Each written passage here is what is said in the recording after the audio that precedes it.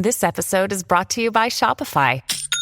Forget the frustration of picking commerce platforms when you switch your business to Shopify, the global commerce platform that supercharges your selling wherever you sell. With Shopify, you'll harness the same intuitive features, trusted apps, and powerful analytics used by the world's leading brands. Sign up today for your $1 per month trial period at shopify.com/tech, all lowercase. That's shopify.com/tech. What up, y'all? It's Joe Budden, here to talk about Prize Picks. Prize Picks is the best place to win real money while watching football. You can get up to 100 times your money.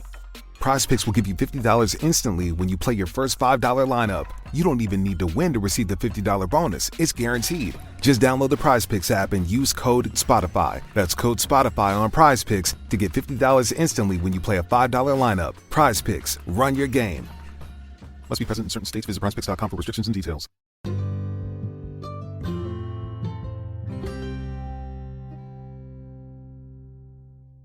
Hi, everybody, and welcome back to this podcast, A Catholic's Perspective, the podcast all about being a young Catholic surviving in a secular world. Today, I have a special guest with us. We have Jimmy Akins. He is an internationally known speaker and author. He is a senior apologist at Catholic Answers, and he has more than 30 years of experience defending and explaining the faith. You can catch him weekly on Catholic Answers live show, or you can go and check out his own podcast, Jimmy Akin's Mysterious World. Welcome, Jimmy. Thank you for being here. Howdy, my pleasure. Yeah, I'm so excited because I feel like, especially in today's day and age, you would think having the internet means that people have more experience defending the faith, but it's actually kind of made it a little bit more difficult for lay people to defend the faith, especially with so many heresies out there. I mean, if you spend 5 minutes on Twitter, you know exactly what I'm talking about. And so I guess kind of diving right in here, what's your experience with defending the faith, and especially in the online world, and how can we be better at that? Well, I've had a lot of experience defending the faith in a variety of different venues, including online. I actually got started before we had the online world. I started work as an apologist or defender of the faith professionally in 1993. And the internet really didn't come in for a year or two after that. So back in the day, it was all by letters and stuff like that. People would write letters, often handwritten letters, which made it even harder to respond. But then the internet came in, and I remember, one day I'd been used to doing research the old-fashioned way before the internet, where you'd go down to a library and look up books and magazine articles and stuff like that. And I remember one day I realized, instead of first thinking, oh, I should go to the library, I thought I should just go to the computer on my desk. I've got the world's greatest research library sitting right there on my desk. And so I kind of lived through the transition into the online realm. And it's taken on a lot of diversity. That's one of the big things that's different now than pre-internet. What is that today, everyone in the world pretty much is wired. And so you have a much greater diversity of views than you would encounter before. Before, you typically knew the views of the people that lived in your area. So if you grew up in one particular area and a particular church or group of churches or synagogues or whatever was common in your area, you know how to interact with those people. But once the internet really came in, the marketplace of ideas exploded in diversity to where you could be talking to someone in a far-flung part of the world who has a background completely different than yours and looks at things in a completely different way. And so these days, it is much more complex for people to defend their faith because they're interacting with people from so many different points of view. Yeah, I've noticed that a lot as well. I mentioned Twitter earlier, where you log on and not only do you probably see 1,000 heresies in 5 minutes, but you see people trying to defend it, and you defend the faith, not defend the heresy. And I feel like there is an Well, unless you're a art. heretic, then you want to defend the heresy. True. Exactly. And I feel like there is an art to defending the faith that's kind of lost. Mhm. There's no longer this type of conversation that goes back and forth, and especially on Twitter specifically, because there's a Mhm. limited amount of words you can use. So you end up cutting out a lot of conversational words like well or so, or words that would convey a certain emotion that you don't get online. And because of Mhm. that, it's like convert to Catholicism. It's like all these hot takes, but it's like we're never going to change people's minds by just throwing hot takes at them. Mhm. People don't work that way. I feel like you really need to form a connection with them. And what's one of the ways we can kind of start forming connections online with people who are genuinely, just trying to learn about the faith, but are definitely led astray? Well, there are different ways of approaching it. Now, in the case of Twitter, there are, or X as they call it these days, there Right. are some limitations. You mentioned one of them, which is the character count. You've got to be super concise, and that means you've got to drop out things that you would otherwise say. So that's one limitation. But another limitation with Twitter or X is that it's text based, Mm. and so text does not carry the vocal inflections that conversation does. And so if you're talking to someone with your real voice, you can communicate with your voice that you're being friendly, that you're not attacking them, that you're trying to understand. And that doesn't come across on Twitter. When you just have the bare words, people will read you as having a tone that you didn't mean to take. Yeah. And so you have to be extra aware of that. And if you're going to be using a text based medium, whether for communication, whether it's Twitter or Facebook or something else, you have to bear in mind how it's going to come across to the other person in a more conscious way than if you're just talking to someone. If you're just talking to someone, you can be natural. You can use vocal inflection to communicate your intent and your emotions. But if you're in text, you have to think consciously about how is this going to come across? How could this be taken the wrong way? Mm. And then you need to adjust what you say to take that into account. So part of how you communicate with someone is going to depend on the medium through which you're talking to them. That's one of the reasons that even though I'm present on Facebook and Twitter and so forth, I tend not to do heavy apologetics there. Mm. I tend to do heavier apologetics like on radio or on YouTube. I do lots of stuff. I have, videos coming out every day on YouTube because I can do so much more with them. I don't have the same limitations in terms of length, and I don't have the same limitation in terms of presentation style. I can talk and people can hear my voice and look at my face and see that I'm trying to be a nice guy. One of the things that's very, very important to me is charity, Mm. because frankly, love is God's highest priority. Not only are we told in the New Testament that God is love, we're also told that the two greatest commandments are love of God and love of neighbor. And that means love is the thing that God is most interested in from us. And so being loving to other people in apologetics is extraordinarily important. And it's not impossible, but it's easier to communicate that love through video and audio compared to text. Mm. So if you're going to be using a text-based medium, you really have to think carefully about how can I approach this person in a loving way, and especially if it's something like Twitter or Facebook, how can I approach them in a concise way? And so that means I tend to do most of my apologetics in formats that don't have those limitations, but I will still do them. People will ask me questions and I'll give them basic answers and things like that. But I don't go in for the long, lengthy back and forth where there's a million posts in each thread. Yeah.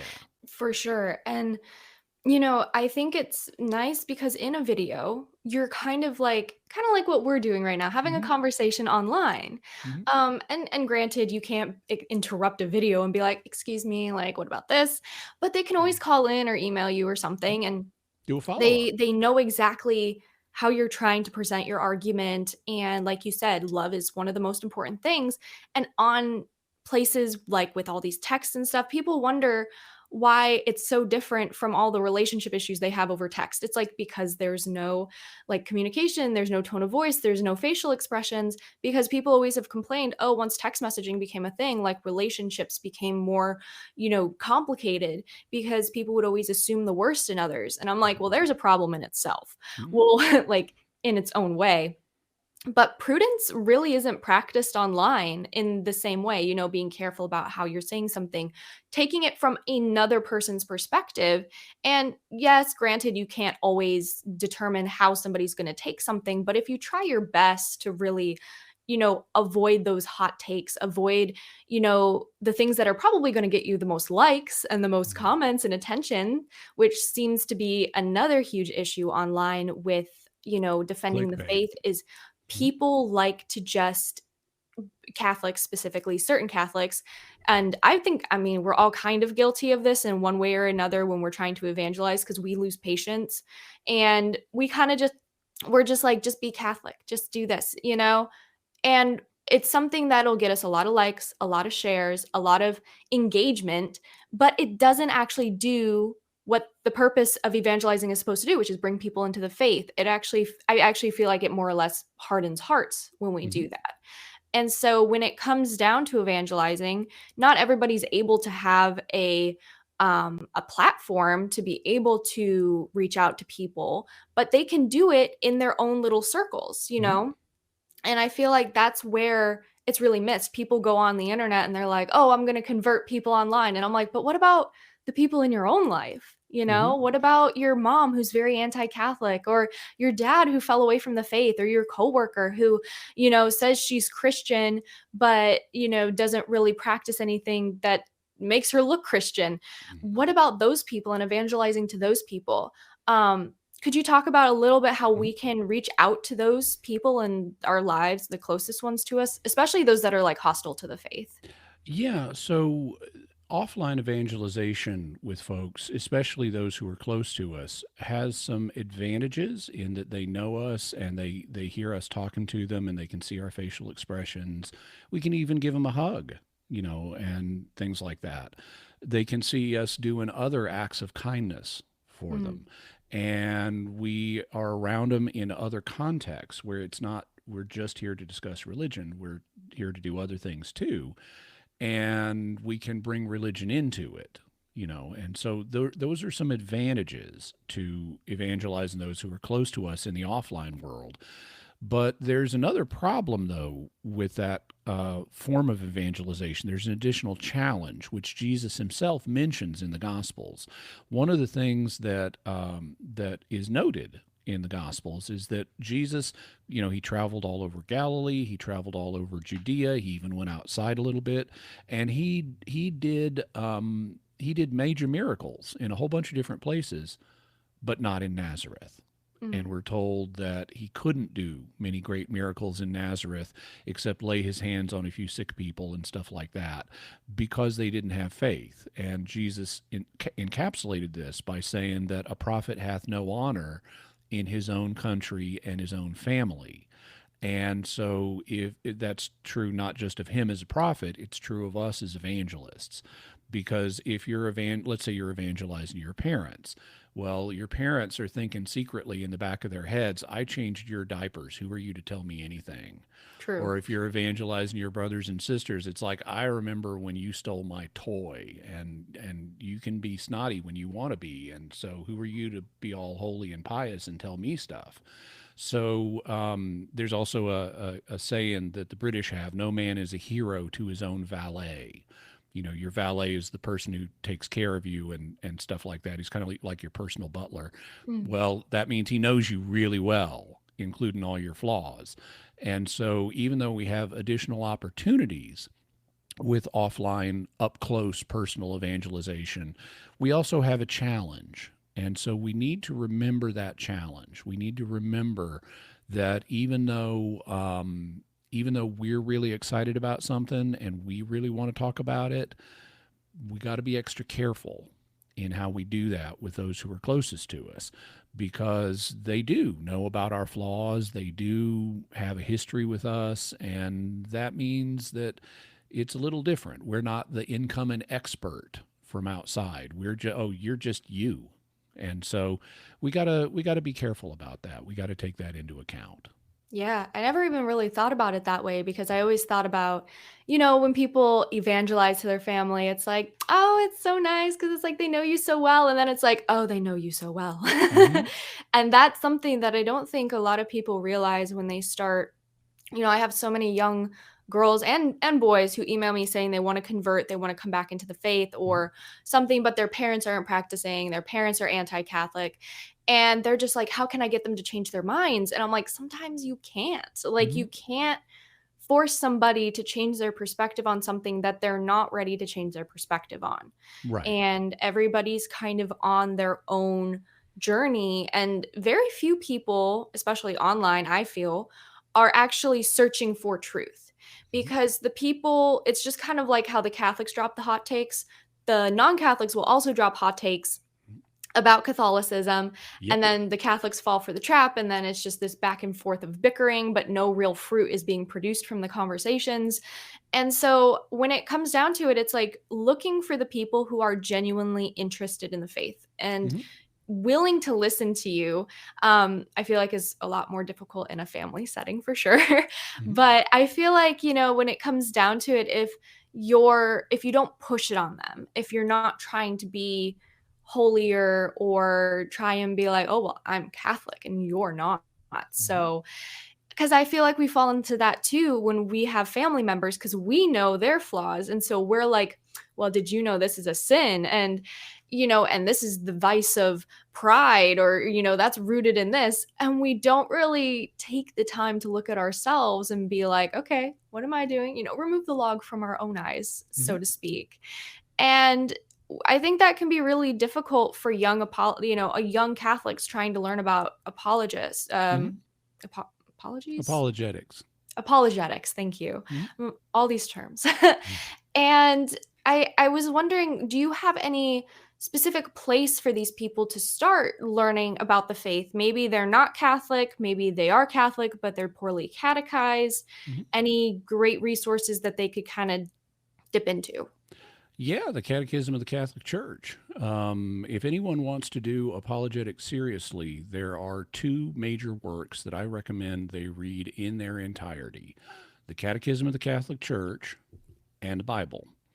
If you read those two books, you're going to have a really great foundation in apologetics.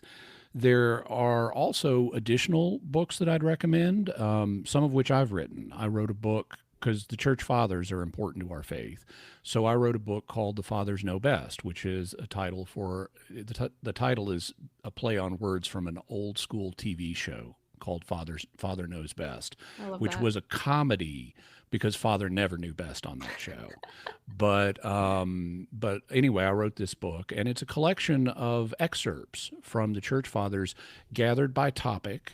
So you could look up what did they say about the Eucharist. It's all in one place, and they're in chronological order. So you can look at what the earliest fathers said, and then slightly later fathers and slightly later ones, and you can track their views through history, and it shows continuity between modern Catholic teaching and what the early Christians were saying. And so that's a very useful book for apologetics.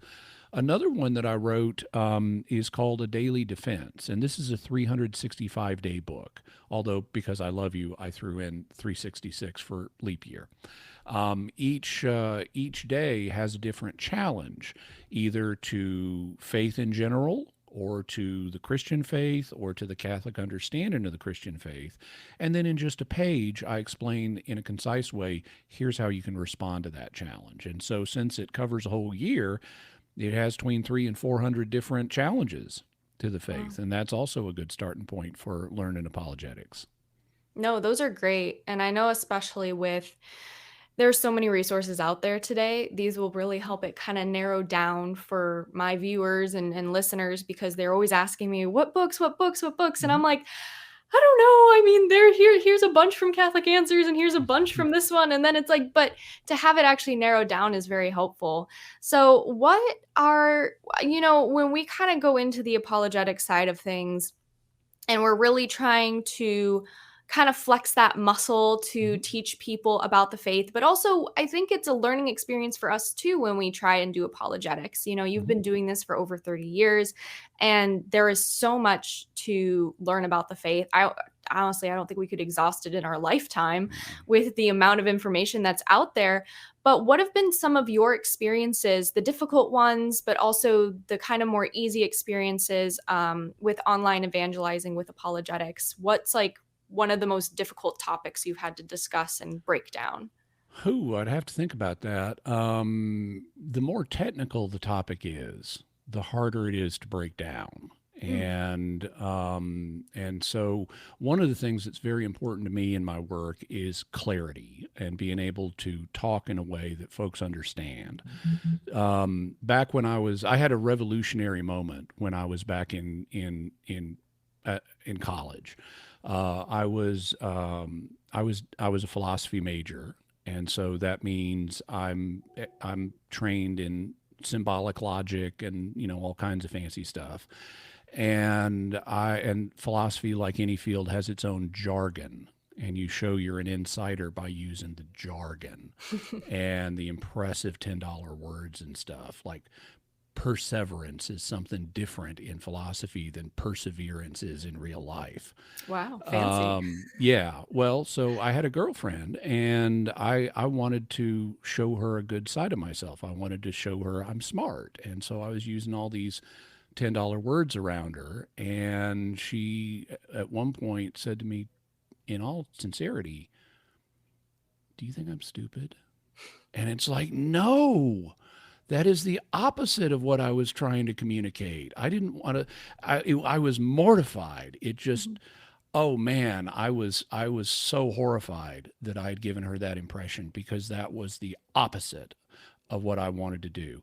And I changed as a result of that. I said, I'm no more of this. I'm putting a priority on being understandable. And so sometimes I think consciously about, even if I'm reading something that's really academic and really technical and stuff, it's like, how could I explain this in a normal way so that a normal person would understand it? And I see sometimes apologists, especially beginner apologists, but it can be older ones too, trying to impress people with words and technicality and stuff like that. And that's not at all impressive to me. What's impressive to me is if you can state the faith accurately but simply. And so that's one piece of advice I'd have for folks, is think about, how can I be accurate so I'm not dumbing it down, I'm not fudging it. How can I be accurate but simple? Another thing that I can share with folks is talk about what you're interested in. This is something that I do. For example, I do it on my podcast, Jimmy Akin's Mysterious World. We look at mysterious subjects because they're interesting, and we cover historical mysteries and scientific mysteries, paranormal mysteries, religious mysteries, and we look at each one through the lenses of faith and reason. We say, what would reason tell us about this mystery? And what would the Christian faith, especially the Catholic understanding, tell us about this mystery? And I try to be super open-minded and consider all perspectives. But what I'm doing is a form of soft evangelization. It's sort of come for the mysteries, stay for the Christian faith. And because I'm not pushy about the Christian faith, we just say, okay, so what would the Christian faith say about this? And then we'll talk about that a little bit. But notice what I'm not doing. What a bunch of influencers do is they spend all their time criticizing other people. And that gets views. I know I'd grow my channel much more quickly if I just started criticizing people. But that's not loving. And that feeds tribalism, and that doesn't build bridges, and it doesn't make it easy for people to convert. If this is this hostile tribe, I don't think I want to join them. Yeah. You want people to join your tribe, you need to be winning and persuasive, not hostile. So it's fundamentally not spiritually healthy, either for the influencer or for the person's audience, if it's all just criticism and looking down on other people. And so I cut in a very different direction. I talk about stuff I'm enthusiastic about. It's like, this is cool. Here's something interesting to think about. And so, one of the things that I would recommend folks do is to have that win and approach is not just criticize, but when you discover something and it's cool and it's fun and it's neat and you want to think about it, share that. And people will catch your enthusiasm and they'll see you're being positive and open and not just running other people down. And so having that positive, open, let's talk about this. This is cool. What do you think?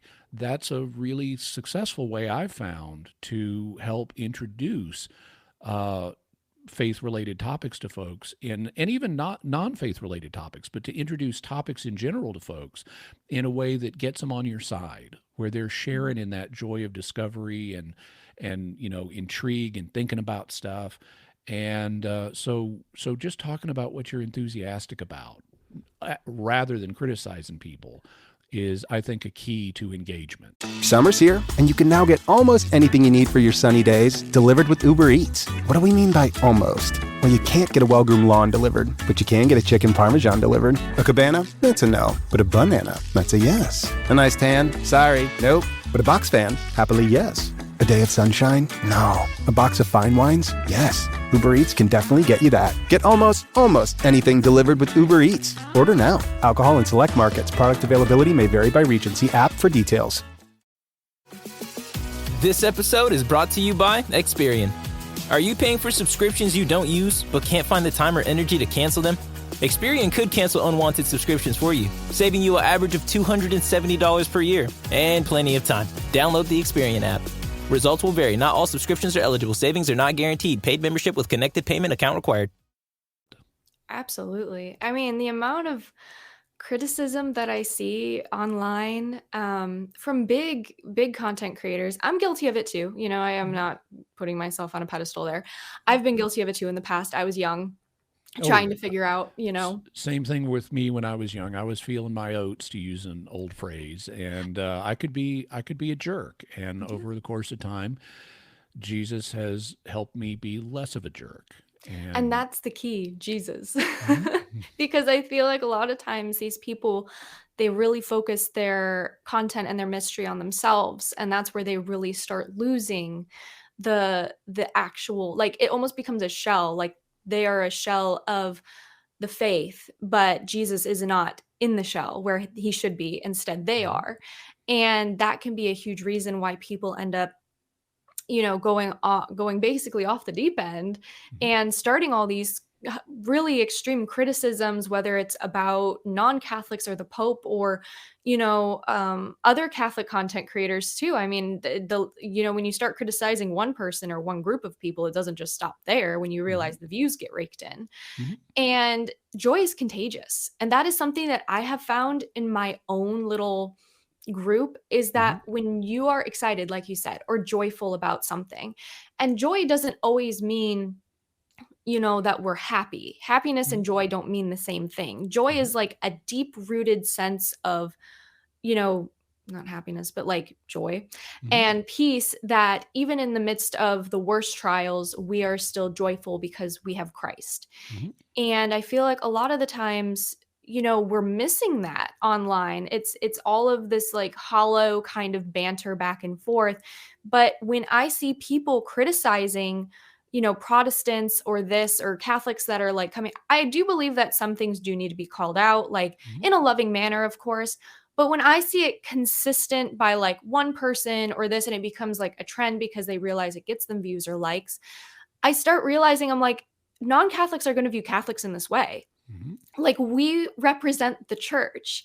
We are the ones who kind of show people how the church is. And if we are constantly attacking and ridiculing, no wonder people think the church is rigid and the church has all these rules and we have to and obviously we do have rules for a reason to keep us safe, but rules are freeing. It's kind of like the rails on a bridge. It's like, so your car doesn't go over the edge. Mm-hmm. And it's interesting to me because whenever I see it, I don't just see someone like defending the faith, I see them actually pushing someone away from the faith. Mm-hmm. And I'm like, how much more fruitful would this be if you took this from online and you put it in a DM, or you were like, hey, I know you have a lot of questions about the faith, and I saw that you were posting these things which aren't completely correct, and I'd love to discuss that with you, instead of dragging them publicly through the mud Mm-hmm. on Twitter. And granted, there are going to be some what do we call them, trolls or whatever on social media that literally just want content and they're not Catholic and they just,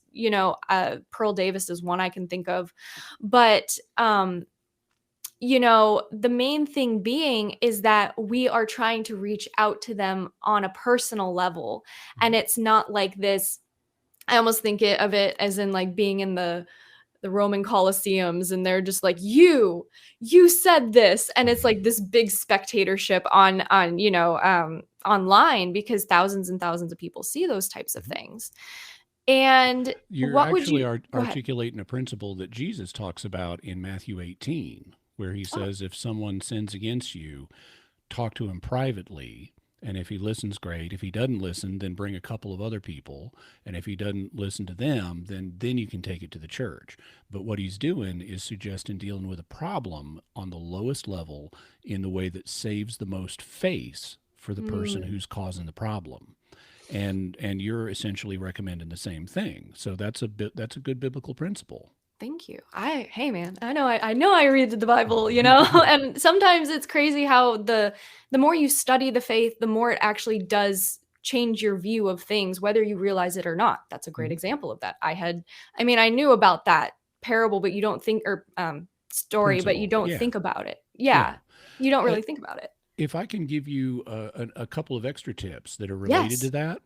So back when I was in college, in grad school, this is a little later than the previous college story I told. I was a philosophy teacher, and so I would teach Introduction to Philosophy. And one of the sections I would have in my intro course was Philosophy of Religion, where I'd talk about God and things like that.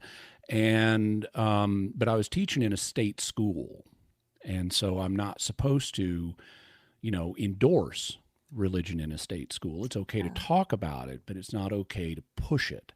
And so I developed a technique, actually a set of techniques, but I developed a technique for being able to engage in religious discussions in a way that didn't put people on the spot. So, for example, let's say I'm talking about an argument for the existence of God, and a student raises an objection and says, well, what about this? Well, I could say, you're wrong because, and give my view of why they're wrong. But what I decided to do instead was take myself out of the picture. And so what I would do instead is say, that's a very interesting objection. What would you say? So instead of saying you're wrong because X, I would say, well, that's a very interesting objection. What would you say to someone who replied by saying X? And so I could get exactly the same content into the discussion, but it's not coming from me. I've got an imaginary interlocutor. And so I'm not putting the person against me. We're not having a fight. I'm just wondering, what would you say to this third person? And there are other ways to do that too, where you take yourself out of it. Instead of saying, let's say you're on Twitter and someone says, Bible verse X means Y. And you could say, you're wrong because it means Z. Or you could say, no, well, from a Catholic perspective, Bible verse X would mean Z rather than Y. And notice now you're not talking about yourself, you're talking about the Catholic perspective. And so you're offering another perspective. You're not telling someone they're wrong. Now, and so those are some ways, by taking yourself out of the discussion, you can continue the discussion. You're just reframing it so it's not one person against another. Instead, it's we're just interacting with your views and looking at what someone else might say to them. That's perfect, because I definitely think a lot of the times we take things so personally, and it actually destroys not just our own mental health and being able to let things bounce off of us that happen to us online, but also, like you said, it kind of creates this war between people. And now all of a sudden, not only does this non-Catholic not like Catholicism, but they don't like Catholicism because of you, because of your personality, your attitude, the way that you are conveying Catholicism to them, instead of kind of being on that, neutral kind of field and being like, well, here, and just like offering it, just being like, well, the Catholic Church does this. And it's not that whole, well, you're wrong, and like, this is why, and you're going to hell. And the amount of times that I've seen the whole you're going to hell thing if you don't convert to Catholicism, I'm like, guys, what are we doing? Scare tactics? Like, our parents tried that on us. Like, that didn't work, clearly. Yeah, it's also anybody plays that game. When I put a video out on YouTube, and if it has distinctly Catholic content in it, people are going to come on and say, "Oh, you Catholics are going to hell." Yep. Well, that doesn't persuade me. And if you do it to other folks, that's not going to persuade them either. And that leads kind of to another point that's helpful in online evangelization, which is don't sweat over the comments box. Don't sweat over the replies that people give you. Lots of people are out there. They may interact with your content briefly. They may just see the thumbnail and want to comment and don't even watch the video.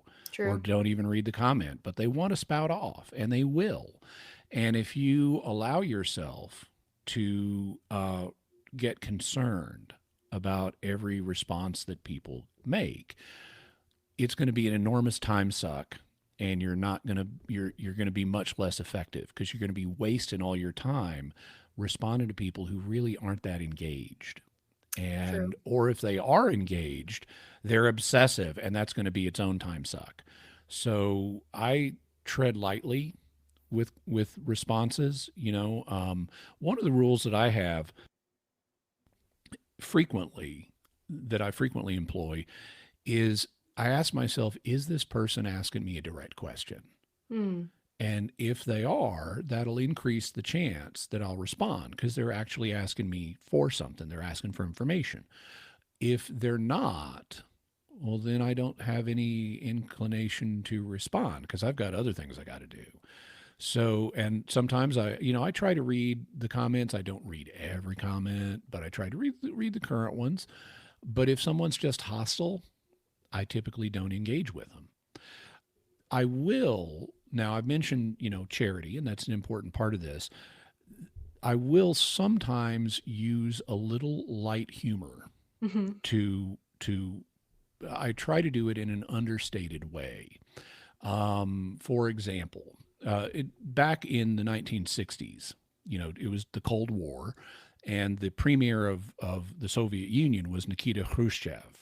And he came over to the West, and he made a speech at the United Nations.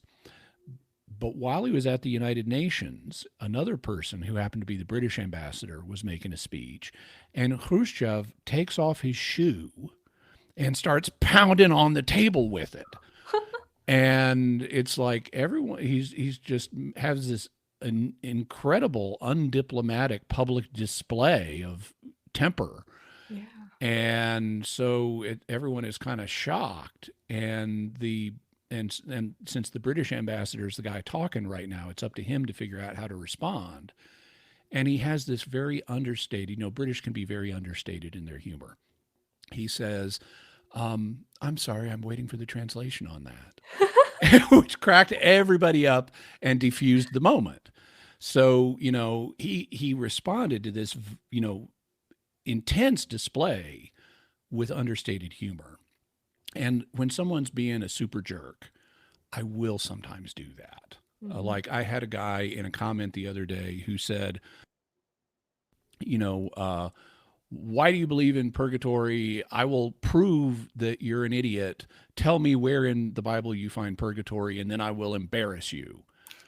And so, where does the Bible mention purgatory was the essence of it. So what I did was I took his exact comment, I copied it, I pasted it into a reply, and then I changed the word purgatory to Bible because the concept of the Bible is not mentioned in the Bible. If Correct. you do a word search in an electronic Bible for the word Bible, it will not show up in any verse Yeah. because the concept of Bible is post-biblical. And he's criticizing purgatory for being a concept that was articulated after the Bible. Now, it's got biblical principles behind it, just like the Bible has biblical principles behind it, but both of them were formulated in the post-biblical age. And so what I did was I took his exact comment, about I'll expose you as a fool and stuff like that, and just put the word Bible there. And everyone who read that could see that's what I'm doing. Yeah. I'm not trying to be cruel to this guy. I'm just using a little bit of light humor by bouncing his claim right back at him. And so I will sometimes use light humor to respond, but I never get mad because A, it's not going to do any good. B, anger is a painful emotion. And C, why would I want to get angry? Yeah. So it's just, okay, well, if you want to take that viewpoint, you can take that viewpoint, but you're not going to get a rise out of me. Yeah, I think that's the most common thing that I see is just the anger that's online. And I'm just Mhm. like, this isn't of Christ. Like Jesus, like there's righteous anger, of course. And Yeah. and we know about that, but it's like a comment online about something like what you're saying, like that would be enough to rile up anybody on Twitter. And it's like, it's not worth it. Like, it's really not worth it. I mean, the amount of times that I don't even check my comment section Mhm. just because Mhm. I'm like, yeah, I'm gonna have some of those interesting people in my comments. But And that's like I actually said, a healthy response, not always checking your comments. That, oh, I mean, I try to, but if you know that it's going to just be yeah, something that angers you or demotivates you or is going to be a massive waste of time, then it's better to tread lightly with the yeah. comments. Especially with my pro-life content that because Hmm. it's such a hot button topic right Yeah. now, no matter what I post, if it's pro-life, if I say, abortion is murder and I link things or, no matter what it is, it's like I know my pro-life posts are going to get the most hate. And Hmm. so that's why those ones I'm like, I'm not even going to check. Like Hmm. it's fine. But also it's like I feel like people who are chronically online doing apologetics like in an unhealthy manner where it's like they're constantly they're chronically online because they're constantly checking the comments or they're constantly trying to refute anti-Catholics who are clearly not interested in actually learning about the faith. It's like that wears somebody down, Hmm. and honestly it creates a lot of footholds for Satan to kind of come in because the amount of vices that are online that we're constantly exposed to first of all is really extreme because there's pride, there's gluttony because we're consuming so much content and people don't realize social media could be a form of gluttony if you're just mindlessly scrolling or constantly on it. Hmm. And then of course pride, our wall goes up because we don't while we understand there's another person on the other side of that phone, we don't physically see them. So we feel more confident in saying whatever we want to say. Um, I call it's that the glass screen effect. yes. Because I noticed it as if you ever watch two kids and they've got a sliding glass door between them, they will be taunting each other because Oh. they've got that glass between them. And I noticed the same thing happened when I was I used to be a full-time pro-life activist. I would stand out in front of abortion clinics holding a sign, and I would notice people driving past and they would be flipping me off and shouting and doing all kinds of stuff that they would never do if they were standing next to me. But Mm, because they've got that distance, because they've got that glass screen in front of them, it creates an emotional distance where they're not thinking of me the way that, as a human, the way they would if they were standing next to me. interesting. And then when online came around, I noticed the same thing online. Whenever Mm, there's a glass screen between two people, whether it's a sliding door or a windshield or a computer screen, people's behavior goes way down and their anger, their rudeness level goes way up. yeah. And that's something that is interesting you mentioned because now that I think about it, I just did a pro-life thing recently, and Mhm. cars were driving by and they were waving at us and Mhm. honking and everything. But then, of course, you'd have the occasional person flip you off or whatever. But I noticed this one girl, she was walking from a bus stop that was nearby and she had her Mhm. water bottle and everything. And I noticed she had like some pro-choice stickers on her water bottle. She was filming us, but Mhm. she was like keeping her distance. Like Mhm. she refused to like come up directly to us. We all waved and said hello, and she would be like, hello, Mhm. but she was filming us and you could tell like she was trying to hide it by her bottle, but you can Mhm. tell. And I always just thought, I'm like, interesting. If we just had more in-person conversations, and now I'm not saying that every single pro-life conversation you're going to have is that calm because, Mhm. well, it wasn't really a conversation, but we've seen the videos from Charlie Kirk and Kristen Hawk and all these people who are in the pro-life movement who have addressed very hostile people Mhm. in the pro-life movement. I've been But shot at. yeah, wait, really? Oh yeah, yeah. Oh, I was once shot at when I was standing out in front of the abortion clinic, and there was another occasion where I was standing out in front of the abortion clinic, and I see this pickup truck coming, mm, and it's going really slow, oh. and it starts to creep up one wheel onto the sidewalk, and I see the guy reaching out his hand. And I'm thinking, am I about to get shot in the face? Well, he pulls up and he stops and he hands me a grape soda because he saw I was standing out in the sun and he The just heart wanted to be nice. So it can go both ways. can never be too careful though. No. Grape soda, gun. I mean, Yeah. that's really difficult too because I've had those thoughts while standing out there. I'm like, would there actually be somebody that hostile? Mhm. And the truth is, yes, absolutely. I mean, the amount of pro-lifers that our clinics have been bombed, are they've been destroyed and broken into. People have been beat up. I mean, it's hostile, but it makes sense for the side that the pro-choicers are on. It's a Mhm. side of violence. It's a side of, you know, um, extreme like murder. So it Well, makes sense. there's a congruity there, but both sides can be violent. True. Very And true. I just in defense of now I'm 100% pro-life, but a lot of pro-choice people would say I just don't think that I think you're a human. I don't think an unborn baby is a human. So I think it's okay to kill that, but I wouldn't think it's okay to kill you because I Mm. recognize you're a human. Yes. I think that's a really good point, and it kind of pulls us into the whole like apologetics and like Mhm. defending the faith thing too, Yeah. because the same thing goes. You have to look at it from the other person's perspective and realize not like that gunman is not all pro-choicers. Right.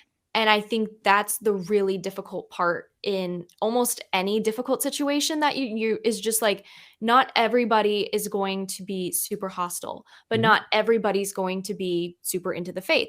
Mhm. It's like it's like a hour by hour basis or a person by person basis where you have to assess that situation with that person that's in front of you Mhm. or that person that you're trying to evangelize to and decide through prudence and virtue, is this a fruitful conversation? Is this not? How can I best help them? And take into account not just the platform you're on or if you're in person, but also their mental state, Mhm. what religion they come from, and maybe learning about their religion Mhm. so that you can then come back and be able to be like, oh, I understand your religion, because not that it would necessarily give the other person more, reason to learn about Catholicism, but it shows that you respect them and that Yeah. you're willing to learn.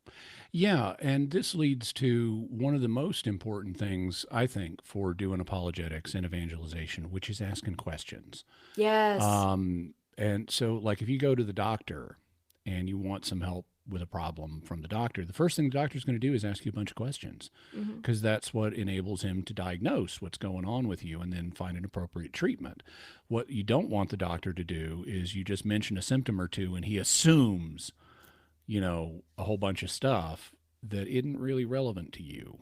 And we have the same phenomenon in apologetics and evangelization, where you may know, for example, someone's a Protestant, Mhm. therefore they must not believe in the real presence.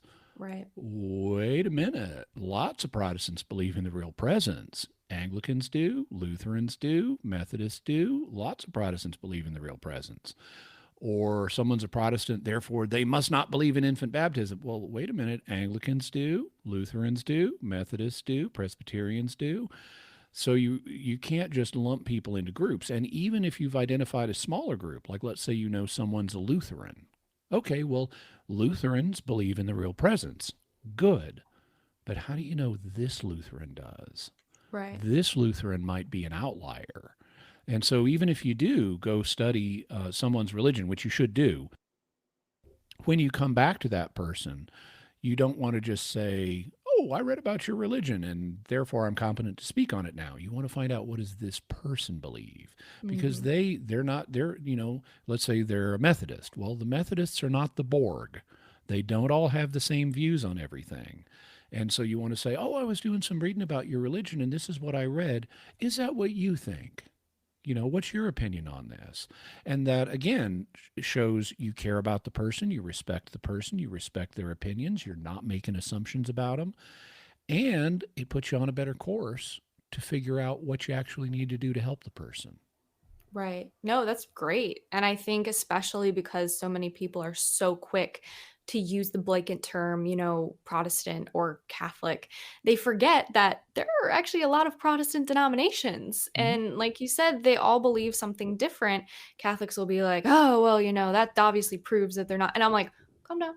Calm down. It's just like we're all trying to just bring people to Christ. And to a Protestant, no matter if they're Lutheran or whatever, they believe they're right. They believe that they're doing something true or helpful or loving by telling us that maybe not all of them, but telling us that like we're wrong and we're doing the same thing by doing that.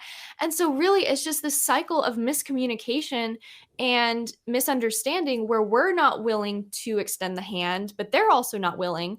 And sometimes they are, but sometimes their willingness is taken as aggression by Catholics, where it's like they'll ask a simple question like, oh, why do you guys worship Mary? But Catholics will take that and be like, we don't worship Mary, and like you guys don't even, like, Martin Luther believed that she was a perpetual virgin, and like just start fact throwing at people. And Protestants are guilty of this as well, but being able to be the first one to de-escalate the situation, to extend the hand to the other person, I feel like that's where it's all really going to start, in one-on-one, in person, creating a friendship. I think that's something that we're lacking too. People just automatically see strangers quote something and then they drag them through the mud. There's no foundation of friendship, or how does this person know you actually love them or want what's best for them? You've only dragged them through the mud. There's also, this is related to another concept that's important in apologetics, and that's turn taking. One of the things that I sometimes see apologists do, because if you do apologetics in a substantial way, you do a lot of study, and you'll encounter a bunch of arguments for things, and arguments are of different quality. Some are really good, some are okay, some are pretty good but not as good, some are okay, and some are not that good. Well, there is a tendency that some people doing apologetics have, including some professionals, to do a core information dump on people whenever a question gets asked. So like, why should I believe in doctrine X? Well, let me give you 100 reasons why you should believe in doctrine X. Okay, that's always a mistake, because it wastes people's time. Nobody is going to sit through 100 reasons. And 100 reasons are not all going to be of good quality. So what you want to do is number one, you want to bulletproof your apologetics. That's how I refer to it. You want to remove all of the weak stuff and just focus on the strong stuff. So, because the strong stuff is your best stuff. So why wouldn't you want to put attention on that? Why bother with the weak stuff? So that also reduces the amount of material you're going to present to a manageable level.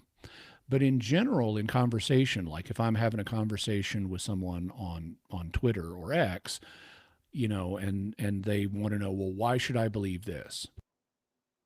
Well, I'll give them a reason or two, but only a reason or two. And I'm going to give them my best reason or two. But I may know 100 reasons. I may know 20 reasons that are really good, but giving them 20 reasons right now is not going to be helpful. I'll give them one or two. And then if they want more, they can ask for more and I can go further. But, and I may even say, there's more to say on this, but here are a couple of reasons. But by doing it this way, I don't waste my time by giving them a bunch of stuff they're not interested in. I don't waste their time by giving them a bunch of stuff they're not interested in. And the conversation proceeds in a more human way where people take turns in conversation and you see if the person wants more. And if you do, then you give them more, but you don't force it on them. Right. Yeah. And I think that's really important too, because a lot of Catholics will use it as like a flex almost, like, look how much I know. But in reality, they're just like copying and pasting from like Catholic Answers or something. Like, yeah, I've done that. I've also like directed people towards Catholic Answers. I'm like, just there's like tens of thousands of websites about this specific. She's fine. A ton of like, she just dropped a big pan. But the thing is also, some people will be like, oh, just read all of these articles, and they'll send them like 10 articles. And it's like, why don't you just, if you know the faith and you know that these articles are good, why don't you just summarize them and send them maybe one, maybe two that are like actually about this, and don't kind of dive into like all of this crazy history that, yes, it's important to know, but maybe they aren't ready for just yet. Because a lot of times they're like, look how much I know, and they're like flexing. But in reality, it's humility is really what I feel like gets people to want to listen to you. If they know that you're humble and it's like you're not trying to prove a point, you're just trying to minister to them and their needs in that moment. And they're more likely to come back to you with a question if they have it later on. Too many people think that evangelizing isn't a long game. And it's like evangelization, in my experience, has been a very long game. Where when I first started this ministry, I knew a girl and she was telling me about how she wanted to join the Catholic faith. And I'm like, that's great. I want to 100% support you in that.